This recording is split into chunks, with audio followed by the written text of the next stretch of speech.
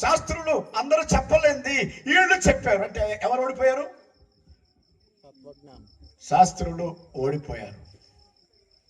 అందుకే రాసుకున్నా, మొదటిది ఆచారాల్ని ఓడించాడు, 2 శాస్త్రుల్ని తత్వజ్ఞానులను ఓడించాడు, 3 అగ్నిగుండాన్ని ఓడించాడు, 4 నెబుకద్నెజరు చేత గడ్డి మేపించాడు.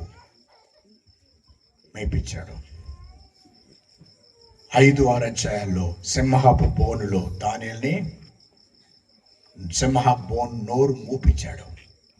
ఇవన్నీ ఏంటంటే, ఓ అన్య దేశ రాజులారా తెలుసుకోండి, నా రాజ్యము మీ మీద పనిచేస్తుంది, మీరు నాకు ఎదురు తిరగలేరు.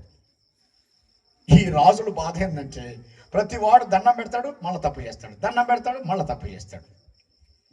దానియేలు లాంటి వాడు దేవుడు ఎవరు లేరు, దానియేలు దేవుడు లాంటి దేవుడు అంటాడు, మళ్ళీ తీసుకెళ్ళి సింహబోన్లో పెడతాడు. దానియేలు పాపం సింహబోన్లోకి దానియేలు వెళ్ళిండంట.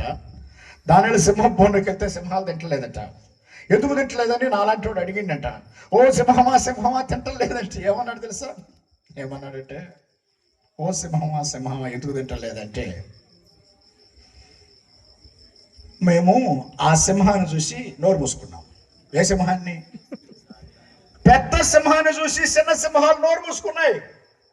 ఎందుకంటే దానియేలు ఏ గోత్రం? యూదా గోత్రం. యూదా గోత్రం అంటే ఏంటి? సింహం.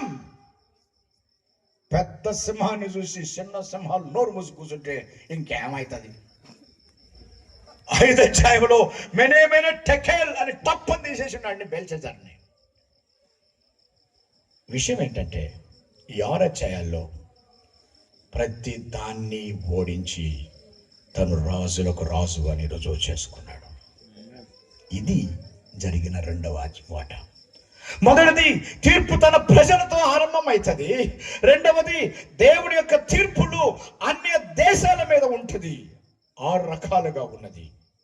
ఆచారాలు పోయే, తత్వజ్ఞానులు పోయే, ఆ అగ్నిగుండం పోయే, నెబుకద్నెజరు చేత గడ్డి మేపిచ్చే, మెనే టెకేలని పీకి పడేసే, చివరికి దానియేలు సింహబోను పోయే.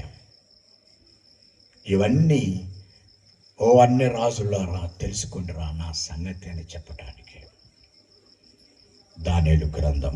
ఇప్పుడు రండి 7వ అధ్యాయం నుంచి 3వ భాగానికి వెళ్ళిపోదాం, ముగించుకుందాం. 3వ భాగమే నా ముగింపు.